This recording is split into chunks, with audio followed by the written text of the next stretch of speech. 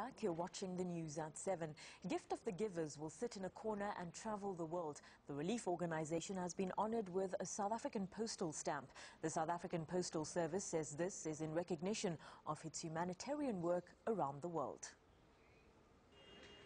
An organization that's become synonymous with catastrophe, going beyond borders to Africa and the world. A team of dedicated individuals donating time and expertise, bringing much needed humanitarian assistance to disaster victims, often under grim and challenging circumstances. Honor you with this. It's these selfless efforts that have been recognized. We regard our stamps as the smallest ambassadors of our country. They travel the world telling a story about our country. The stamp design depicts the world with a hand on it. This shows the type of assistance and work that the Gift of the Givers is doing across the world. Literally a gift from the southernmost tip of the world. We have the skills, we have the capacity to help because we have the spirit of Ubuntu, we have the spirit of humanity. And that spirit of humanity is prevalent in South Africa, which the whole world took notice of in 1994.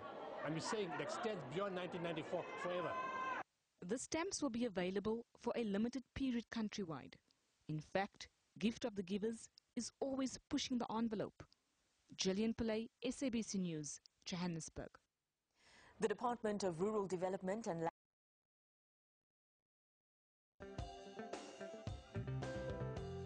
Welcome back. You're watching Morning Live on SABC2. Now, Gift of the Givers is finally getting recognition for their hard and selfless work. The South African Post Office is honouring the disaster relief organisation with a series of limited edition stamps in recognition of the organisation's humanitarian activities worldwide.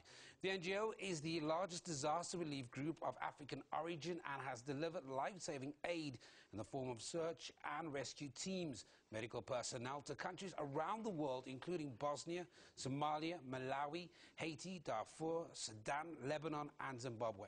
To tell us more about the stamps, we're now joined by the head of philately at the South African Post Office, Johan van Wyk, and from our Durban studios, Dr. Imtiaz Suleiman from Gift of the Givers. Gentlemen, welcome to Morning Live. Good morning, Sam. Thank you. Morning. Let's maybe start with the Post Office. I mean, this is what an amazing honour to give to Gift of the Givers, and maybe let's start with the reason why. Well, you know, what we did, and maybe I must just go a step back in the way we start. We start about 2 years in advance, you know, looking for themes for stamps, and we get it from members of the public, and we normally get around 100 suggestions from members of the public, and then it goes to a stamp advisory committee, non-post office people. They select a short list of 10, goes to the board of directors of the post office, goes to the Department of Communications, and the themes are ultimately approved by Cabinet of Parliament. So it's no mean feat, you know, to come on a stamp, and you know, we always say, you know, it's like a little bit like a competition, you know, and that really just the best comes out at the end of the day, and that's where the decision was made, you know, to do a commemorative stamp set for Gift of the Givers.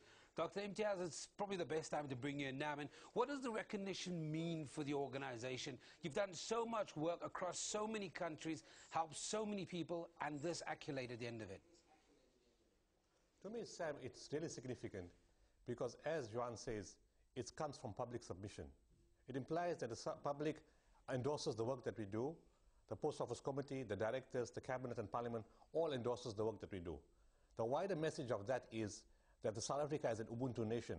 It supports our efforts to help people in this country, in the continent and throughout the world, and it means we're doing something right. And obviously, of course, we are very grateful and extremely happy and honored to have such a recognition. Are you surprised at how well the organisation has done over the years? No, not at all. Well, sorry, what I mean is I'm stunned that we've gone so far. I met a spiritual teacher in 1992 who instructed us to form the organisation. I never at that stage ever thought it would get this big, because I was still a doctor in private practice, and this was a part-time kind of a job. I thought 1 project a year, maybe 1.5 projects a year, nothing significant. But every time I went back to Istanbul, and I've been there 18 times, he told me, my son, this thing will get very, very big. And in the last 5 or 6 years, I now understand what it means. It's gone really huge.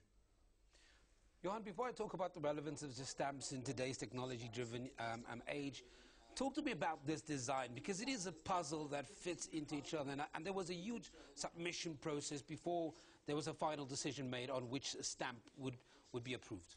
What we did as part of our support of the art industry in South Africa is we also work with universities, and in this specific case we work with the Open Window Arts University in Centurion in Pretoria, and we gave it to their students as one of their projects for the year. And we had about 10 or 15 designs for the Gift of the Givers specifically. And the artist Francois Joubert, whose design we ultimately chose, he used two puzzle pieces showing that the world can be put together as a puzzle, and it can be really ruffled up, you know, through nature, unscrambling these puzzle pieces. But through teamwork, such as from Gift of the Givers, you know, then we can put this puzzle back together again. A lot has talked about technology and the relevance of stamps. Why is this the best way to honor extraordinary people, organizations in South Africa? A stamp goes throughout the world. You know, you can post a letter in South Africa and can go anywhere in the world. And you will be surprised about people who are interested in stamps. You know, the former president of France, President Sarkozy, is a stamp collector. Russian tennis player Maria Sharapova is a stamp collector, etc., etc. So there's a serious business behind this. There's a serious business behind this, and they say, and I'm not always sure that they are, is that the international stamp business is worth about $10 billion per year. You know, so, and the thing is with stamps is because the handling of letters are so labor intensive, you know, everybody who sees this letter sees the stamp. Dr. Imtiaz, I mean, it's a great honor, but there are some serious challenges that Gift of the Givers face. Highlight some of them for us and for our viewers. It's virtually very similar in most countries. You need access, especially in the war zone. You need to get to areas that are very unsafe in terms of an earthquake or floods. You need to get there as fast as possible. You need people with the right temperament when, for example, in an earthquake, when all you get is a stench of bodies, where you see thousands injured, where you see no functional health facilities, and you now have to make a plan to save lives. You need people who have the temperament, who are brave enough, who are fearless to go into a war zone and operate while the bombs are falling. So it takes great tenacity, it takes great people, and it takes great temperament.